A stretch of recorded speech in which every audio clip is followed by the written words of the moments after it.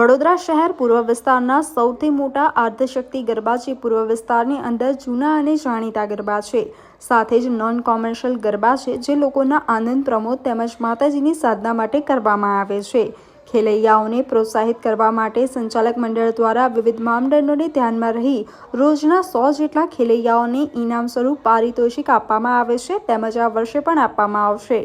આદ્યશક્તિ ગરબાની અંદર રોજના 35,000 કરતાં વધારે ખેલૈયાઓ ભાતીગળ વેશભૂષા સાથે ગરબાના તાલે તાલ મિલાવે છે અને તમામ ખેલૈયાઓના મનમાં તથા ચહેરા ઉપર માતાજીની શ્રેષ્ઠ સાધના કર્યાનો અહેસાસ અનુભવે છે।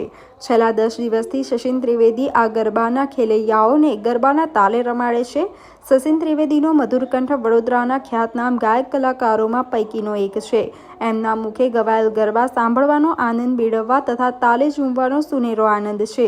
હાલ આજવા ચોકડી કમલાનગર પંડિત દીનદયાળ હોલની પાસે આશરે 5 લાખ કરતાં વધારે સમતળ મેદાનમાં આયોજક દ્વારા ગરબાનું આયોજન કરેલ છે। આ વ્યવસ્થાથી ખેલૈયાઓ તેમજ દર્શકો ગરબાનો આનંદ મેળવશે સાથે સાધના પણ મેળવશે। મારું નામ મુકેશ પરવાર છે। આદ્યશક્તિ ગરબા પૂર્વ વિસ્તારના સૌથી મોટા ગરબા છે। છેલ્લા 10 વર્ષથી આ આદ્યશક્તિ ગરબા અમે કરતા આવ્યા છે। આદ્યશક્તિ ગરબાની એક ખાસ વિશેષતા એવી છે કે આદ્યશક્તિ ગરબાની અંદર રોજે રોજ ઇનામ આપવામાં આવતા હોય છે। એ પણ 1 2 3 4 નહીં, પણ 50 50 100 ઇનામ રોજે રોજ આપવામાં આવતા હોય છે ને છેલ્લા દિવસે ખાસ કરીને મોટા ઇનામો પણ આપતા હોઈએ છે। બીજું, પૂર્વ વિસ્તારના લોકોએ અને વડોદરા શહેરના લોકોએ પૂર્વ વિસ્તારનું સૌથી મોટા ગરબા તરીકેનું નામ આપ્યું છે અને આપણા મીડિયાના માધ્યમથી પણ અમે કહેવા માંગીએ છીએ અને સૌ લોકોને ખબર છે કે આદ્યશક્તિ ગરબા એ કમર્શિયલ ગરબા નથી।